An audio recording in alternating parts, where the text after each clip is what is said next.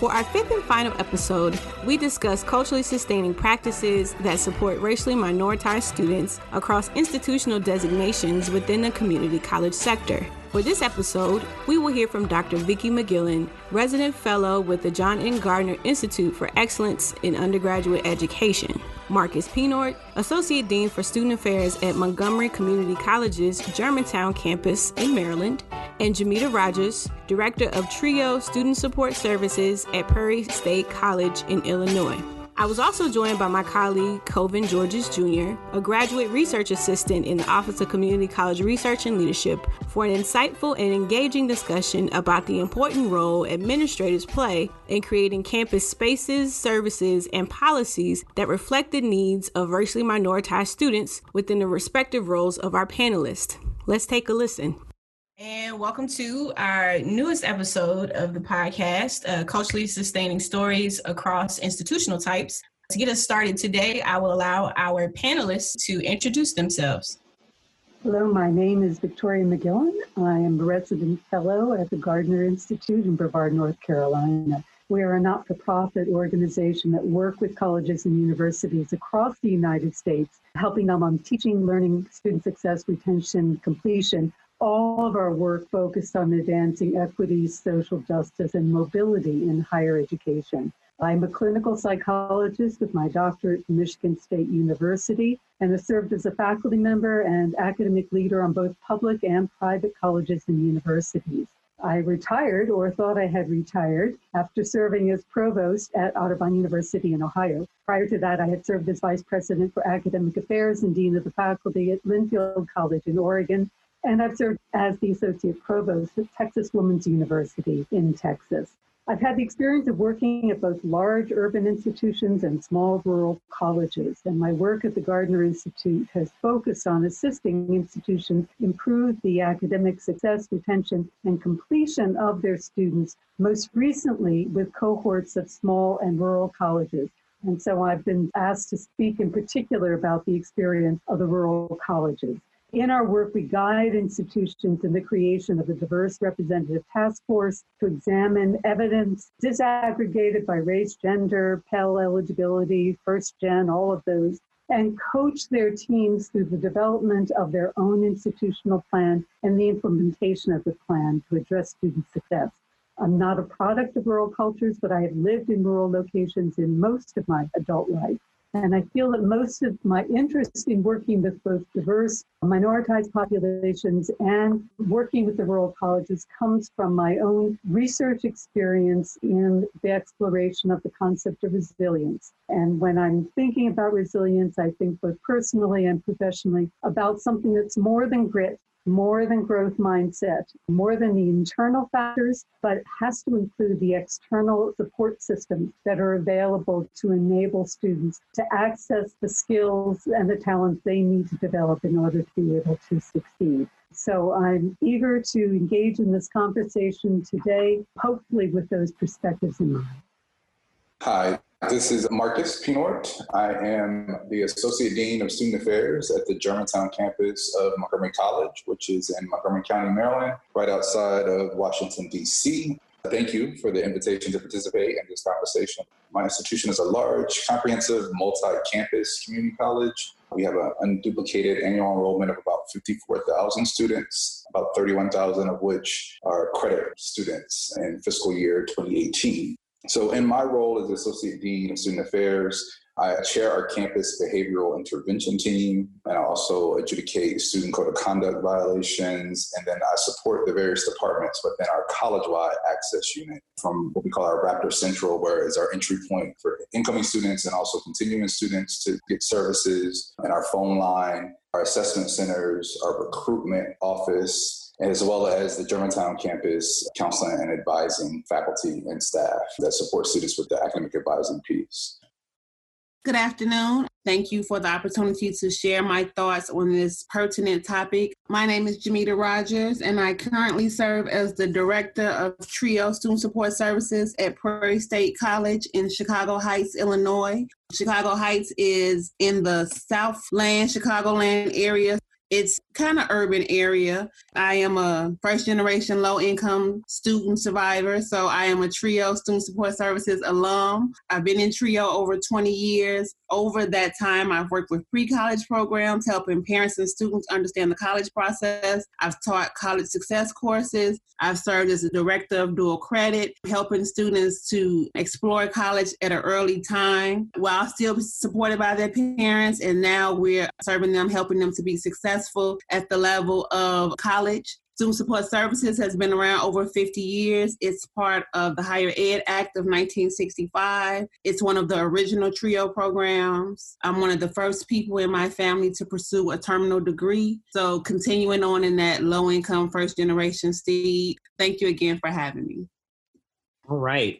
Research on culturally sustaining practices in PK through 12 education contexts describes several key practices that educators can use to teach students in culturally sustaining ways. Those practices include 1, learn about students' backgrounds external to the school setting, 2, integrate students' cultures into the classroom curriculum, and 3, examine your own assumptions in order to recognize privileges and biases. How would you define culturally sustaining practices for minoritized groups in post-secondary settings, especially community college settings? And what does this mean to you both personally and professionally?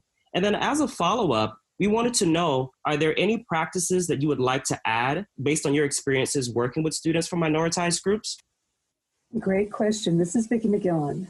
From my experience, culturally sustaining practices are those that recognize and honor and work with the cultures of the students, staff, and faculty you have, not the ones you used to have.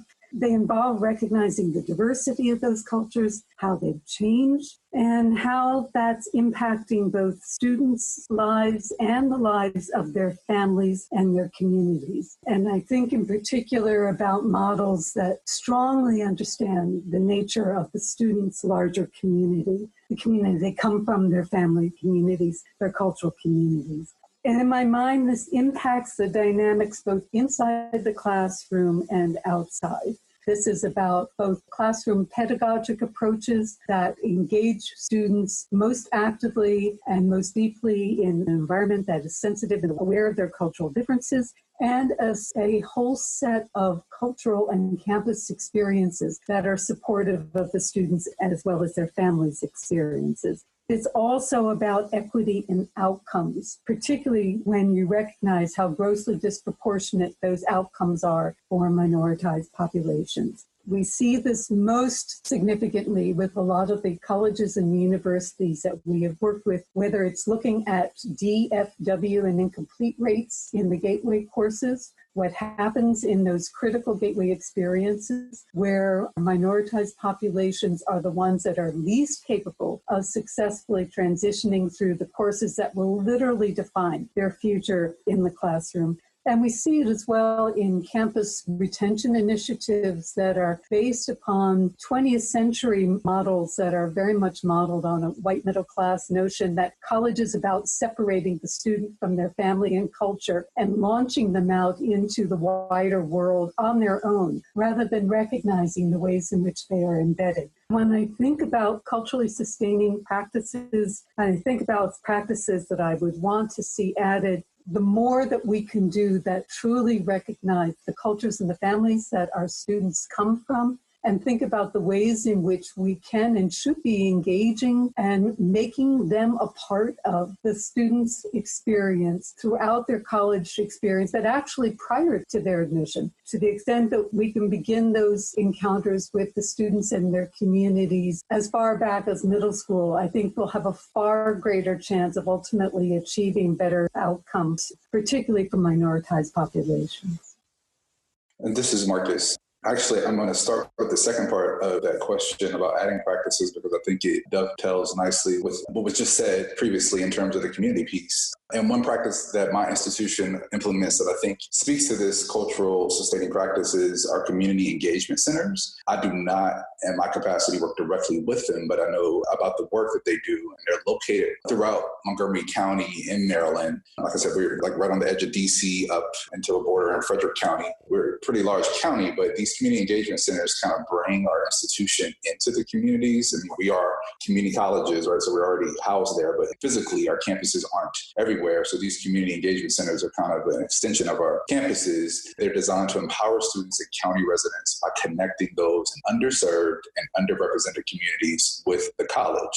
So that is their direct goal and purpose, is to engage with a variety of different communities. Specifically, right outside of our Tacoma Park Silver Spring campus, which is right on the Washington, D.C. line, there is a huge Ethiopian population. So we have a specific Ethiopian community center designated to provide support to that community by virtue of the populace there. So I think that just speaks to the community center focus and the mission of the community college. So going back to the front end of the question, I'm no scholar of culturally sustaining practices, but I see it in the simplest form as inclusion. So any of those practices that are inclusive in nature, and being in the student affairs area, I think the office that comes to mind immediately for me is our Office of Student Life, where students get to show up as they are, be who they are, and the programming and opportunities, whether it's clubs or activities, really represents the essence of the various cultural backgrounds that students come from. There's a high level of visible diversity at the institution. There's a lot of boxes that our institution checks. To see that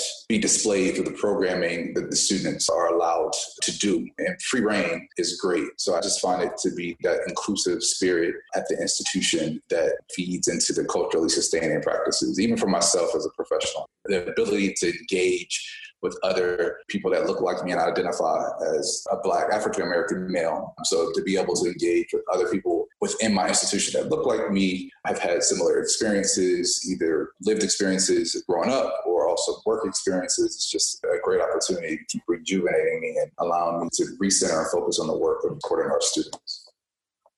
This is Jameta, and the way I saw this question or this answer was the acknowledgement of the students. So I concur with what my other colleagues have noted, and I think that we have to acknowledge the student and the background from where they come from, and to do that, we develop our services around that. And I say we to include TRIO Student Support Services. We do that through intrusive advising, relationship building with our students, modeling productive interaction with one another, because we need to build up our confidence, the confidence of the students we work with, because before they came to the community college, they were in K through 12. And K through 12, the teacher was always right. You know, your parent would stand up for you if you were wrong. But as a culture, I know I was raised, don't question the teacher. And so we try to help the student find their voice respectfully, help them to advocate for themselves, help them to see the balance between this is taking ownership of their education and also learning leadership while at community college. It's difficult, it's challenging because it is a commuter school, but these are skills that the student will definitely need at the four-year institution level. One thing we talked about on the institution level is bringing the families into the fold more. So having a family orientation so that the student has more of a support system when they're trying to work with their experiences. It's an orientation for everybody because we're working with first generation students. So the parents, the grandparents didn't go to college. And so we need to work at it from that perspective with the student.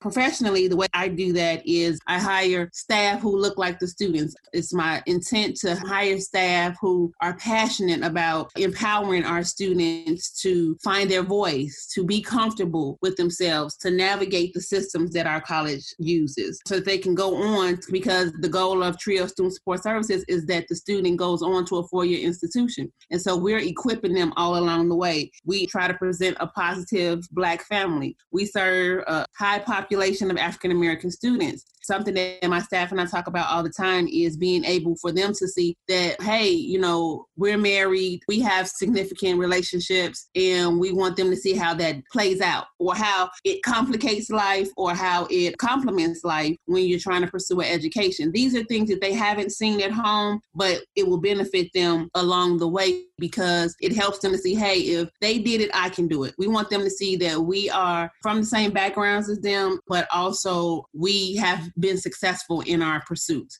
I'm not a scholar on this topic as well, but I've researched it as I've been doing it a little while. The study showed that, more the students can see a person that looks like them be successful, model the way, then the more successful a student can be. Personally, it's very important to me because I'm among the first in my family, like I said, to pursue a higher education. So I didn't have role models. I didn't have anyone to bounce my ideas off of. So it's important that I model that for our students and that my staff does that. My staff is passionate about the modeling. And it makes us vulnerable, but it also helps the students to see we're not perfect, but we're here to support them.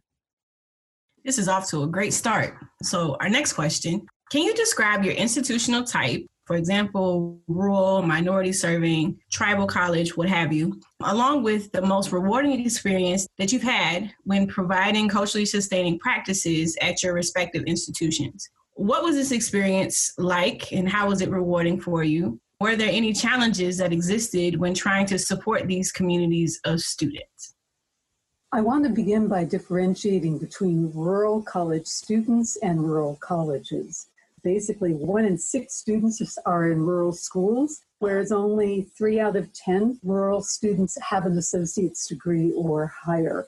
They are, by definition, experiencing educational, sociocultural, and economic barriers. These lead to lower aspirations, financial needs, lower achievement level when they're in college. And there's actual resistance and tensions around leaving their rural communities because of the strength of the rural community.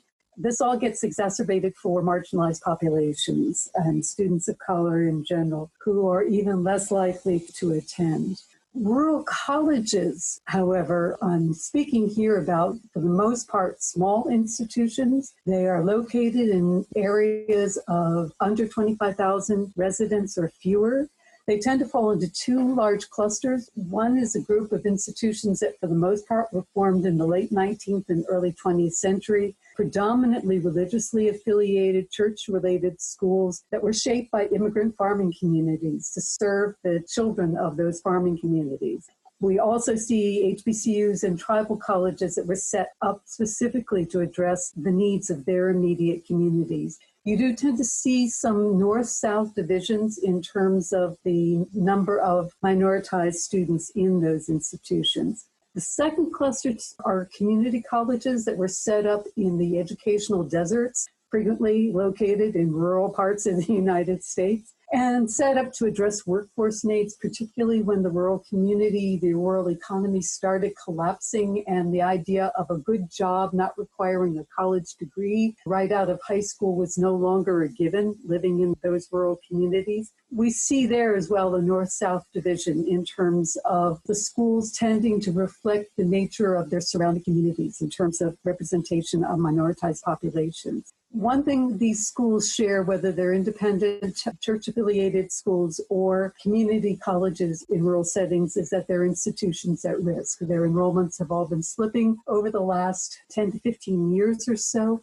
What we've seen in the independent sector in particular is enrollment slipped, and as these schools have sought to address the issue of the lack of diversity, particularly in the northern independent colleges, the lack of diversity in their populations, they tended to recruit minoritized populations out of urban environments. And when you think about how rural schools are actually pitched to high school populations, just go to a couple of the websites and you'll see the debate about urban versus rural colleges. You'll see that rural colleges are identified as great if you want a job in agriculture or the environment or maybe outdoor sports. Wonderful if you're interested in outdoor sports. They have the advantages of having somewhat less expense because there's fewer distractions. Most of your social life is going to be on campus. They have very little in the way of public transportation, so you're pretty much stuck there when you get there.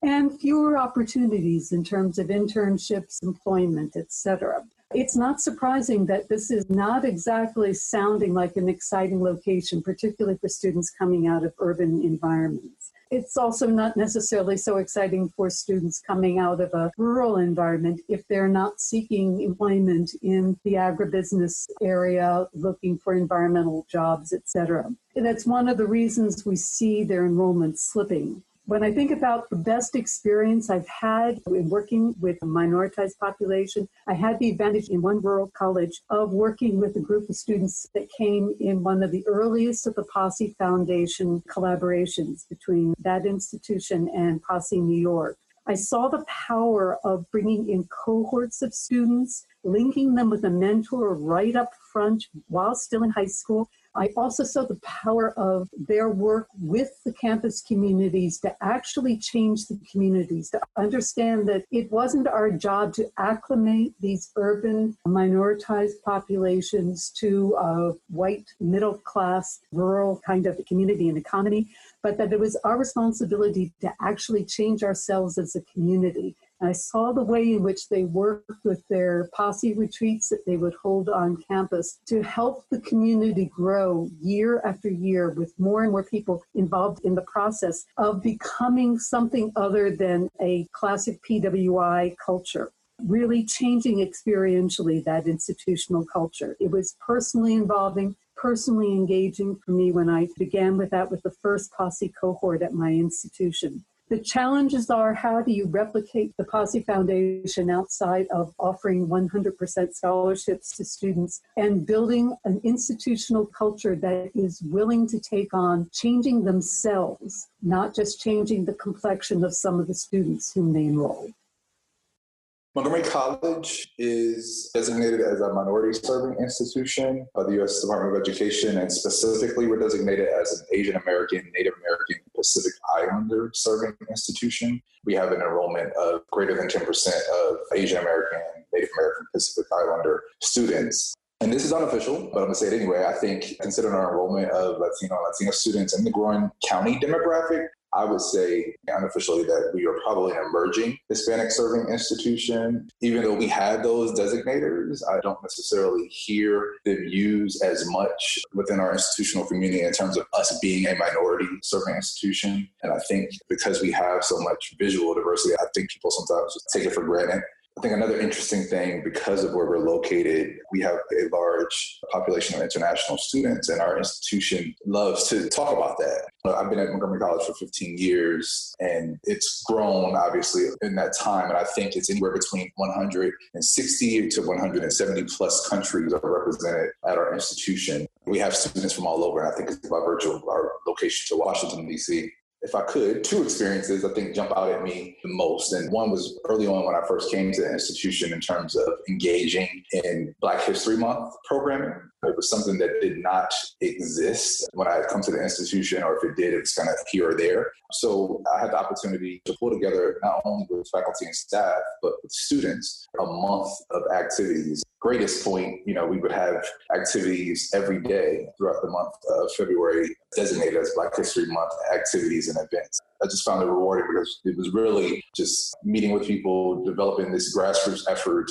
to create programming where students could feel excited about it, be involved with it, and reap the benefits of the programming. And then also we have what's called Voice to Men mentoring program for Black and African-American male students. And again, just being able to engage with students that look like me, some have had challenges, similar to mine, but just to be that mentor. My colleague talked about before, like mirroring, serving as a role model, an ear, so students have that support person that they can lean on in times, especially times now, to be that support person. So just being able to see students get to that finish line, and whatever that finish line is for them, hopefully it includes a cap and gown, but if not, hopefully it includes a paycheck, right? So whatever that goal is for that student, just being a part of that process, I think is helpful. In both cases, the Black History Month program and the mentorship program, the main challenge is money.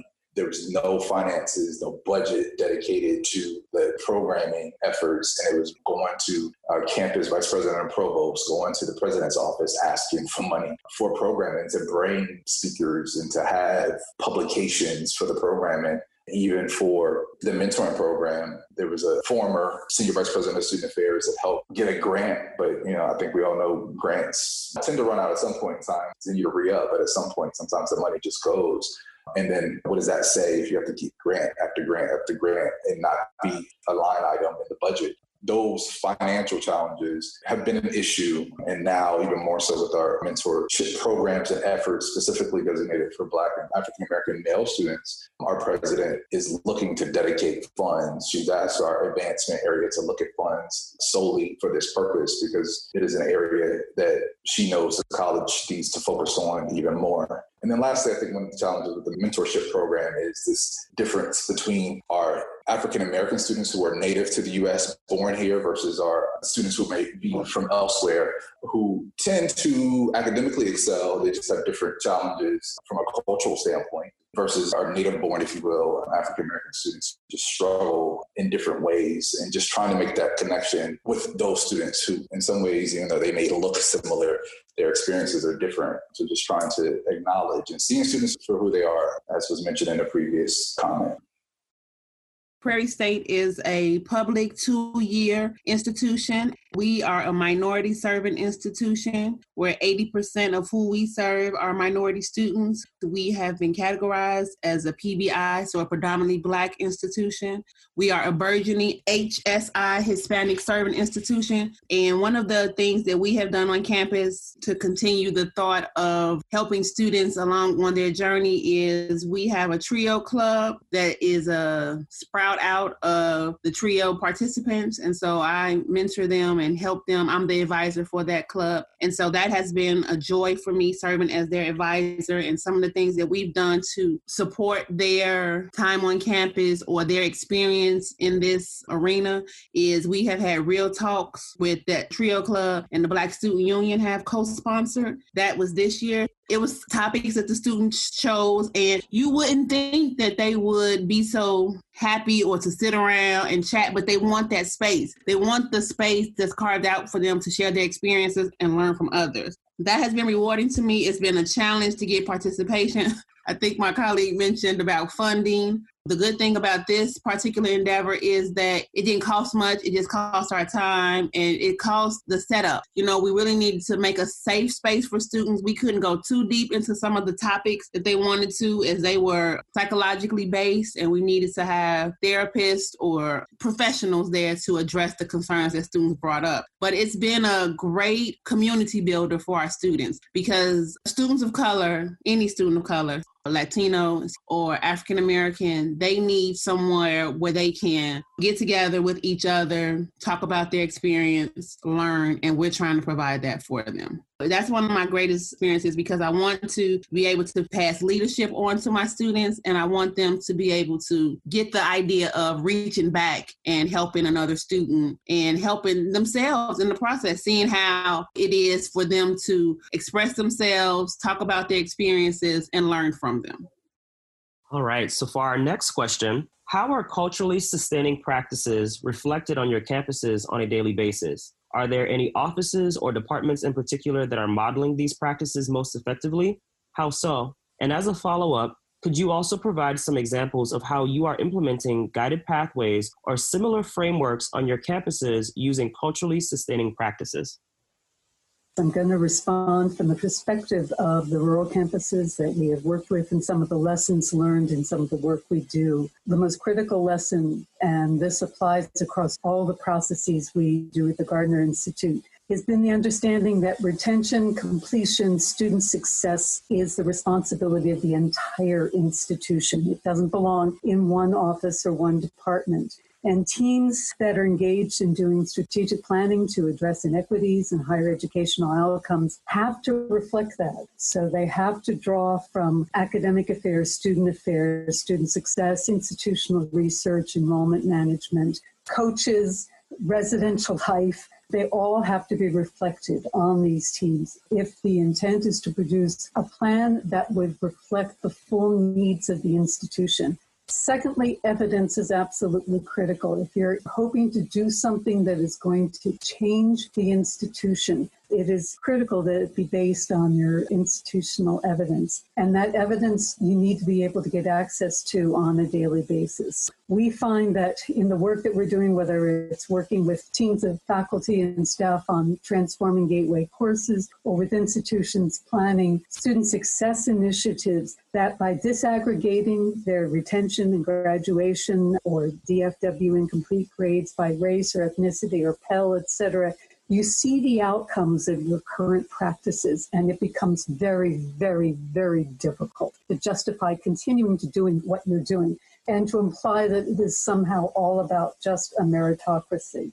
We also see with our looking at retention framework that, just as Jameta pointed out, that critical need for belonging is absolutely important for all of our students. On rural campuses that are predominantly white institutions, that belonging is somewhat easier to come by for students who do not reflect other minoritized populations. But for students of color, those kinds of gathering places or those opportunities to find and talk with faculty or staff or students who look like, sound like, and reflect my culture is critically important. This is also one of the issues that urban institutions are finding when they've attracted rural students, because there's a tendency to also identify ruralness with lack of intelligence, that need to try and shape and change rural students to make them sound and look like urban students in that urban environment is very much at work there.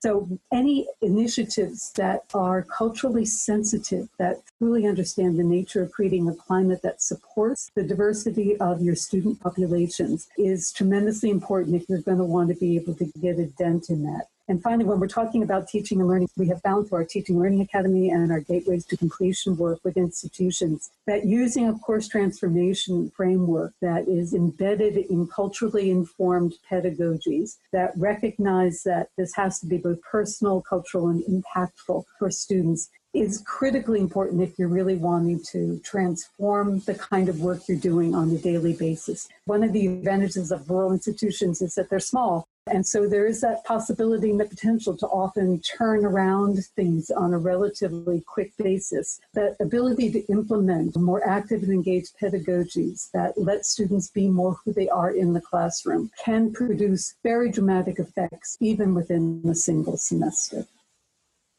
Wow, there's a lot of things swirling around in my head, so hopefully this comes out in a way that makes sense. But culturally sustained practices reflected on campus. I'm going to go back to an office that I mentioned earlier. I think our Office of Student Life is definitely a place where that comes out just by virtue of the diversity of the institution. Just looking out my window, watching students who at least seemingly appear to be different, engaging with each other, speaking in their native tongue, cultural dress. It speaks to some of that cultural sustainability. Students can show up as they are and be who they are, and it's welcome, it's appreciated, and they can do that in a way that they feel safe about it. Another place that I think of that this might not necessarily come up often, but also our food service. I don't eat beef, but to go to the cafeteria to see beef patties and other types of options that speak to other cultures, food is an important part of our culture. So to see samosas and Indian cuisines and just food from other areas in the cafeteria, I think speaks to that culturally sustaining practice where students feel welcome. Nothing says home like a meal that represents your culture. So I think that's important. Thinking about other areas of the college, still with food though, we changed our vendor for food most recently. And if I recall correctly, that vendor is a minority-owned and I think woman-led, female-led organization. So I think that speaks to our business office looking to provide opportunities to other areas that aren't necessarily big box or your typical food service areas. I mean, I see some of those business practices in some ways being culturally sustaining. And then also our human resources and strategic talent management area, doing things to target groups and hit areas where we're falling short. I mentioned that I see our institution as an emerging Hispanic institution. If I'm not mistaken, our enrollment of Latina students is above 25%. So maybe we're embarking upon getting those types of funds. The level of Latina folk in our administrative ranks is slim. We have a lot of staff facilities, lower wage positions where we have a large amount of Latina folks in those positions, but not necessarily represented in the administration and not necessarily represented as much in the faculty, but yet 25% of our student population represents that group. So I think our human resources area is looking at how do we address that in a way that makes sense, and we truly are reflecting what our students look like in the classroom and also in the ranks of administration.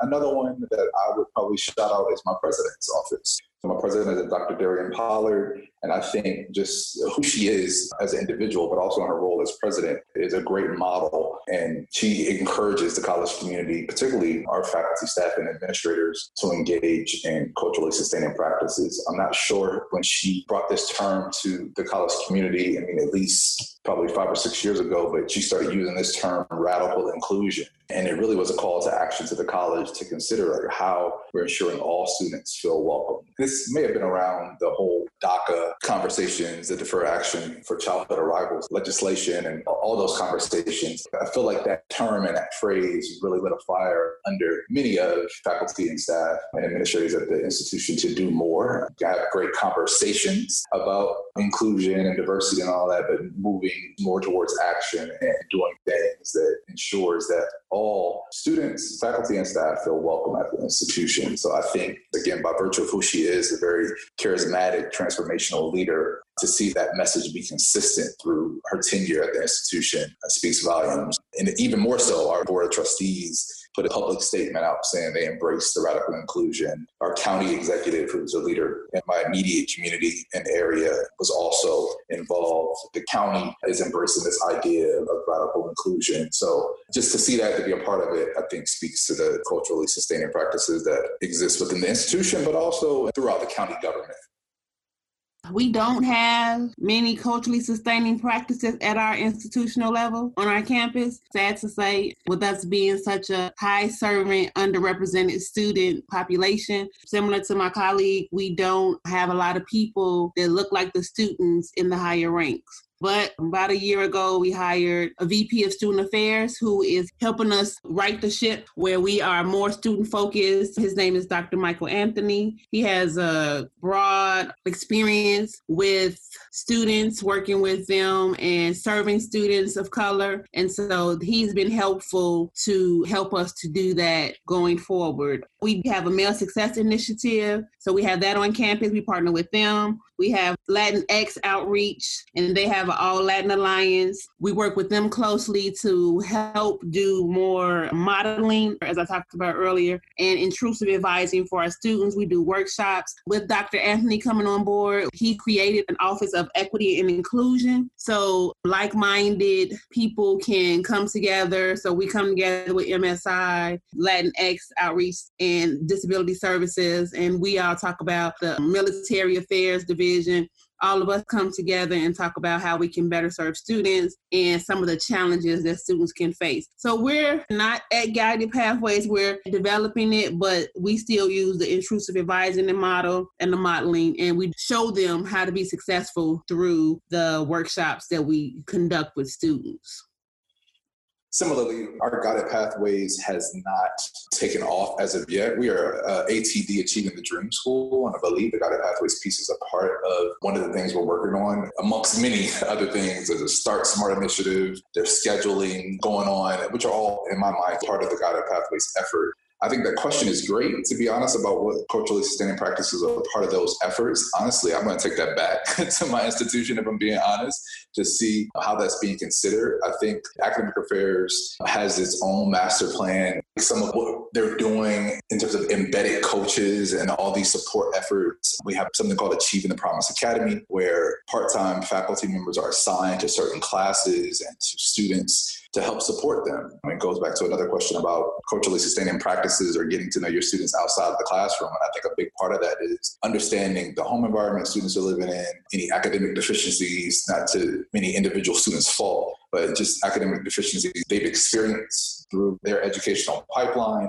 although not directly related to guided pathways per se, but these are initiatives that are embedding support to help our students be successful. And I think it goes to what Vicki was saying about some things that are happening in terms of the data. We know where some students are not being successful in the classroom. So how do we provide them that embedded classroom support to help them be more successful? We know which classes students are getting D's, F's, and withdrawing at a higher rate. So what support are we providing students to be successful? So I think some of those practices with those coaches and elsewhere throughout the college assist in being a culturally sustaining practice.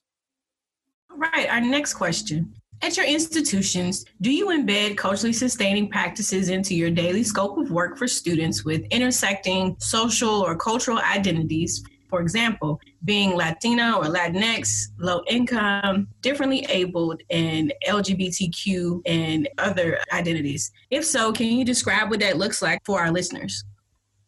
I'll speak again more from the data and the evidence. And it's obvious that for each identity element for which you collect data, you're adding one more factor of disconnection from a culture that's predominantly shaped by white male privilege. And as you add them together, and curiously enough, the ultimate impact in terms of the students tends to be not additive, but multiplicative.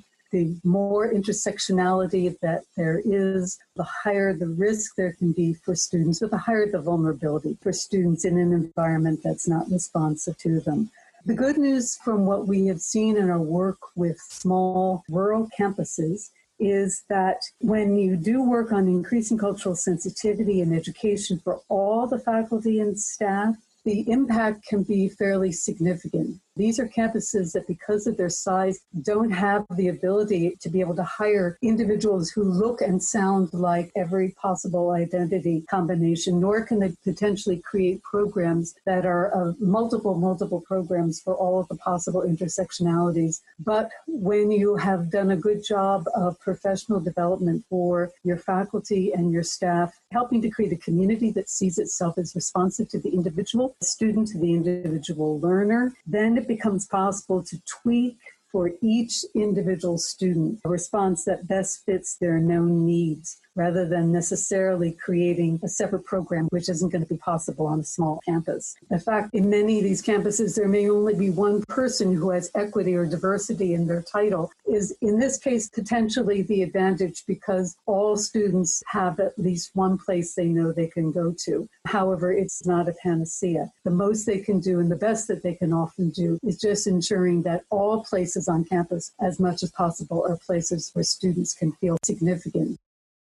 This question for me gets at the beauty of diversity and having so many cultures intersect, but also the challenge. There's a challenge. You can't be all to everybody, which kind of what our mission is too, right? To kind of be everything to everybody. As community colleges, as serving our communities, we want to make sure we're providing services to everybody, but that's the challenge and it's hard to do. So I think in my role as an administrator and dealing a lot less directly with students, but more policy procedure that impacts students, having that awareness is important. So I think what that looks like where I sit is really an awareness of what's happening and listening to those folks in the trenches in the front line that are working with students, the counselors, the recruiters, the staff in our records and registration areas, those frontline physicians who have, especially coming up in the next few weeks, who are going to be working with students day in and day out, trying to get them onboarded, trying to get them out, just hearing the challenges and trying to understand the structures that we have in place, the policies we have in place are making it difficult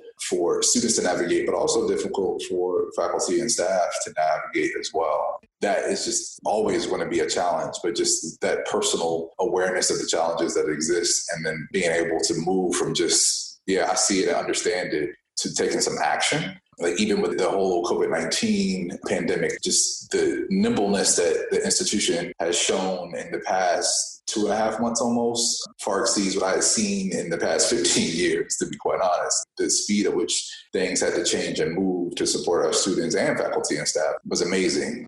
I would say that the biggest thing is just that awareness and being able to ask those challenging questions, being vulnerable, being uncomfortable about some of the things that we just take for granted as an institution, and digging in and working it out so we can move forward to make sure our students have the best experiences. We don't have an embedded practice that's culturally sustainable for our students on campus. It's allowed, but it's not embedded. Working with TRIO, we do work with the students, and we have stuff that we have adjusted our services to be more responsive to the students we serve, but the institution as a whole is still working through that process. We work with Office of the Disability Services to help the students adjust to campus where they might have some challenges. One of the challenges that we encounter is that TRIO only serves 165 students, and we have different guidelines and restrictions with our federal funding. That is something that we struggle with. Since I've been there, we've been trying to make TRIO more visible and accessible to all the other students. We have a lot of changes on campus with leadership, and hopefully the changes will be embraced and our students will continue to be at the forefront of what we do every day. For our last question, culturally sustaining pedagogy has been widely recognized as an effective tool to improve student success and retention rates for those belonging to minoritized groups. Educational scholars have asserted that culturally sustaining practices build on traditions that affirm students' cultural identity by addressing existing social, racial, and economic inequities in schools. How are you able to do this effectively at your institutions? What are some barriers that exist considering the current national climate? For example, the COVID-19 pandemic, widening political divisions, etc. I've had the very good fortune with my colleagues at the Gardner Institute to work with Brian Dewsbury, University of Rhode Island, Stephanie Foote from the Gardner Institute, and Mays Ahmad of Plymouth Community College in their work on developing curriculum on inclusive pedagogies and learning sanctuaries. This is a part of all of the work that we do with our gateway courses. They are powerful in helping shape the classroom climate and to help shape a student's sense of belonging. Because if they don't feel they belong in the classroom, it's very hard for them to feel justified in belonging to the rest of the campus. Part of this has really involved moving beyond a kind of Western intellectual model of disembodied mind sitting around being instructed by another disembodied mind, and having that give way to a recognition that we are embodied learning persons who are coming together for the process of teaching and learning. These have been very rich practices, and we have been very inspired by the work that our institutions have been doing in employing those practices. But we've found that they are powerfully important when and if the faculty themselves can be fully committed to the process. Partly this comes from a commitment above. You don't do what isn't rewarded by the institution. So in part, we have the advantage that we have strong support from the chief academic officers for institutions that are involved in this curricular transformation work. But for other institutions, that is not always the case. You can also find more local sorts of resistances at the disciplinary level. I have this conversation with my STEM colleagues who will insist that there's no such thing as culture in STEM, that science and mathematics is above culture, and therefore there's no reason to change their pedagogy because their pedagogy reflects the purity of STEM rather than the culture of the individuals who are attempting to convey STEM knowledge to others. On the note of COVID, however, I did want to offer one tiny bit of hope. It actually may have helped.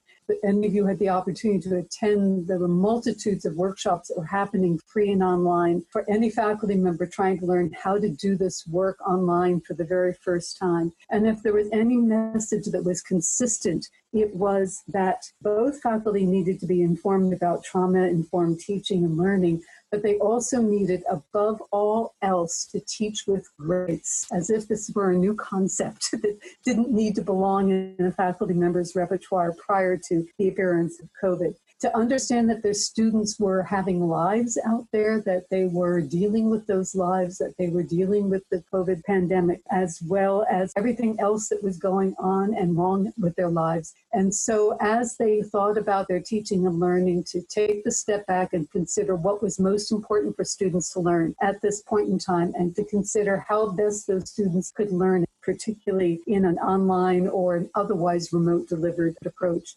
And I think that message of teaching with grace, I hope it sinks in, because that is perhaps one of the only pieces of positivity and hope we can take away from this. What will happen in the summer and fall and beyond, we will learn. I think one of the things that the institution is doing effectively, and I touched on this before, some of the coaching, but also we have another program called ACES, Achieving Collegiate Excellence and Success, I believe is what the acronym stands for, that focuses on students who come from various cultural backgrounds. How I identify these students is the academic low to middle class. Coming from high school to college, they're not doing bad enough to be noticed, but not doing well enough to be noticed either. These are students that are kind of coasting, and this is a program that's a partnership with our local school. And I think that's one way that the institution is effective, is programming to get at some gaps in populations of students that sometimes are overlooked within our schools and within our community. I think an important piece to what our institution is doing better is using data that we have, not only looking at the data and being comfortable with the data, but using that to make informed decisions.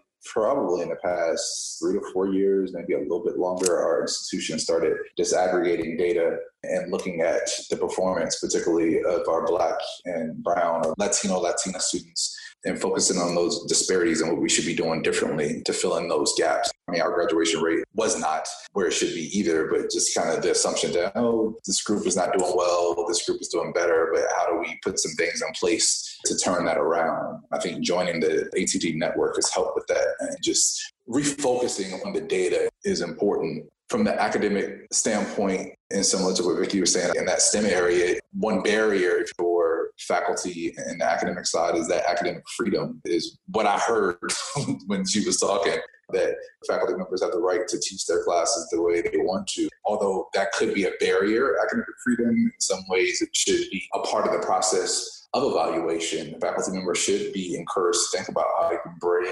various cultural aspects into the curriculum planning piece. Thinking about our curriculum committee at our institution, I don't know how culturally sustaining pedagogy and practices are considered as new courses come up or as courses are re-envisioned.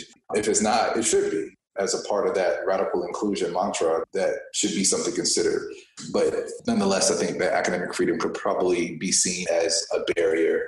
I spoke about the visual diversity, so I think sometimes that's just taken for granted. The assumption is that, this is a highly diverse students from all over the place, they're doing good. But as I said before, but that's not the experience for all students. We have some students struggling. We have a lot of students struggling. I think this pandemic has brought that to light in terms of the requests to our foundation for support, essential needs, whether it's groceries or Wi-Fi.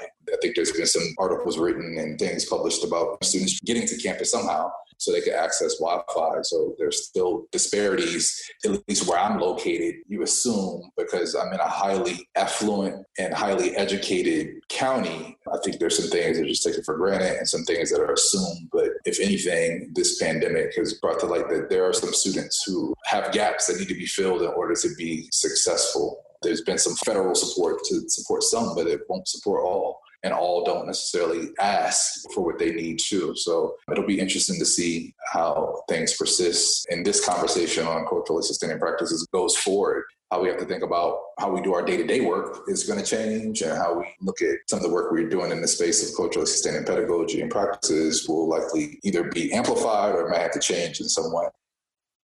I think that one of the things that we can do to support culturally sustaining pedagogy is to continue to create community. As I've talked about before, I really think that our students need to see themselves reflected in staff, faculty members, administrators. They need to be able to relate. And I'm not saying that you have to be their friend or anything, but they do need to be able to see themselves reflected. Most of the research shows that students aspire to be what they see.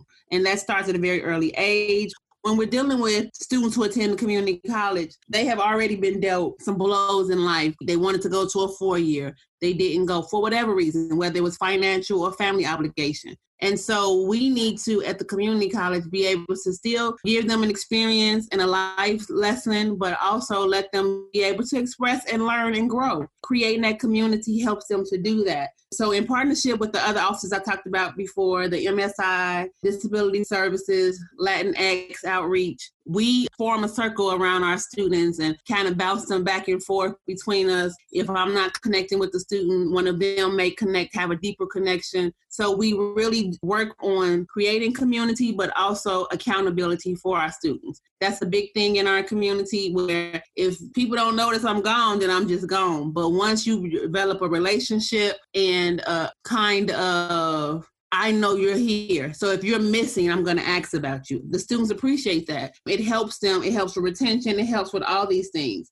We are challenged with this pandemic that we're in now. We have taken to virtually advising our students. We do that through Google Meets, call them. And you would think if the student not answering your email, they definitely not going to answer your video call. But no, these students, that's how they communicate. They communicate through video, and they want to do Snapchat and all that. Now, we're not doing Snapchat, but we are letting them see that we're at home working, letting them have our cameras on so that they can see us. We did a training with Dr. Woods, and he reinforced the modeling that we've done, because he talked about students need to see how you're adjusting. They need to see how you are handling this, that you have your kids at home, that you have other responsibilities, but yet you still are conducting everyday business. Because some students are tempted in this time to give up and say, well, I can't do school right now. And so we're really just trying to encourage them and let them know the challenges are going to come, but that doesn't mean that you give up on your goals. The students that we serve are essential workers. So we're still trying to talk about time management and how you manage online courses. These students wouldn't have been ideal candidates for virtual learning or online. That's why they didn't pick online courses. So just trying to get them over that angst and that apprehension about pursuing online courses, because even in a hybrid setting, it's not comfortable to them, because you're asking students who did not interact with professors comfortably in the first place, face-to-face, now to interact with them respectfully, but still exerting themselves about their needs. We still have more skills to give our students, and we still have more challenges to overcome, especially with this pandemic, because as my colleague said, it's just putting a spotlight on the disparity that exists for different students. You know, everybody assumes this is the age of the internet. Everybody has it. But a lot of our students came to campus for that access. A lot of our students came to campus for that escape. And so just still trying to help them balance all their personal with their educational pursuits. This has been very insightful learning. You know, we've been talking this whole time about how you all and your campuses are supporting students, even in a time of a pandemic, and being nimble and responding to the needs of your students, even if there wasn't a pandemic going on. And I'm grateful that we were able to have these conversations today, that we were able to engage with you all and to really hear what's going on in your respective spaces and on your respective campuses. So thank you all for sharing with us today. We hope as we move forward through these uncertain times, you all will continue to be able to do the heavy lifting that needs to be done for students to be successful. To close out our episode, we would like to thank our panelists, Dr. Victoria McGillin from the John N. Gardner Institute for Excellence in Undergraduate Education. The Gardner Institute is a not-for-profit organization that works with higher education institutions across the nation to advance equity and social justice. Marcus Peanort works at Montgomery College, which is designated as a minority-serving institution, more specifically, an Asian American and Native American Pacific Islander-serving institution, and Jameta Rogers from Prairie State College, which is also designated as a minority-serving institution. More specifically, Prairie State College has been categorized as a predominantly Black institution. The conversations today truly gave our listeners an opportunity to hear from practitioners engaging in culturally sustaining practices throughout their daily work with students, faculty, and staff. From today's podcast, we have learned about the various institutional types that make up higher education, along with how culturally sustaining practices are defined. Dr. McGillin so eloquently defined this concept as educators that recognize, honor, and work with the cultures of students, faculty, and staff that are currently on the campus. This concept involves educators being able to understand and acknowledge the diversity of those cultures, how they change, and how they impact students' lives, the lives of their families, and surrounding communities. However, even with this definition, it is important for us to remember that simply having a diverse campus community is not enough for educators to employ culturally sustaining practices. There needs to be action steps involved, specifically by faculty and staff, so they can create a welcoming environment where all parts of students' cultural and social identities are welcomed and valued by the campus community. According to the American Association of Community Colleges, these institutions enroll more than 50% of students from racially minoritized backgrounds. However, are institutions doing enough to ensure student success and sense of belonging for students of color? Marcus Peanort from Montgomery College mentioned that his institution has adopted a radical inclusion approach. The president of his institution, Dr. Darian Pollard, introduced this concept to the campus. Dr. Pollard challenged her faculty and staff to think critically about what they were doing to ensure that all students felt welcomed. She wanted faculty and staff to move beyond having conversations about diversity, but to create action steps to address the needs of students from racially minoritized groups. This was embraced by the local and campus community, which promoted student persistence and retention. Our panelists all represented diverse campus communities and shared their stories about using culturally sustaining practices. Jameta Rogers discussed her role as an advisor to a trio club. Even though Prairie State College did not have culturally sustaining practices embedded, as she noted, there were specific actions that staff within her area specifically were doing to support students from diverse cultural backgrounds, particularly those that are Black. Other culturally sustaining practices included forming partnerships with local community centers. Mr. Peanort mentioned that his institution was able to form partnerships with the local community, particularly those from low-income backgrounds. He described this practice as a way to bring college into the community. By doing this, students from minoritized racial groups were able to participate in collegiate programs, further preparing them for the rigors of post-secondary education. Another culturally sustaining practice that one of our panelists mentioned was having staff representation on the campus that is representative of the student body. When students are facing challenges and navigating barriers, they want to be able to connect with someone that looks like them and able to relate culturally. Jameta Rogers has been able to do this effectively through the relationships that she's built with the students of color that she serves. She also employs an intrusive advising model coupled with role modeling positive behaviors. As a result, she's able to help her students to develop leadership, build their confidence, and advocate for themselves. As a community college practitioner, Ms. Rogers understands that the transition from a 2-year to a 4-year campus can be rough. And while her students are enrolled at Prairie State College, she wants to make sure that she's embedding skills that are individualized and will benefit them once they leave Prairie State. All panelists mentioned the importance of being data-informed when working with students. Having institutional evidence to support the needs of students from minoritized groups are essential to building a case for additional resources and making changes to the campus as a whole, or more specifically, within the curriculum, particularly within STEM majors. Certain theoretical frameworks that are used in the classroom are rooted in whiteness and often benefit white students while disadvantaging students of color. When institutional leaders take the additional step of disaggregating data by race, they are able to recognize the disparities of academic performance and strategize culturally sustaining practices to address these inequitable outcomes. Once again, we would like to thank our amazing panelists for their thoughts and insights on this topic, and we would also like to thank our listeners for joining us on another episode of Equity Speaks, Culturally Sustaining Stories in Education.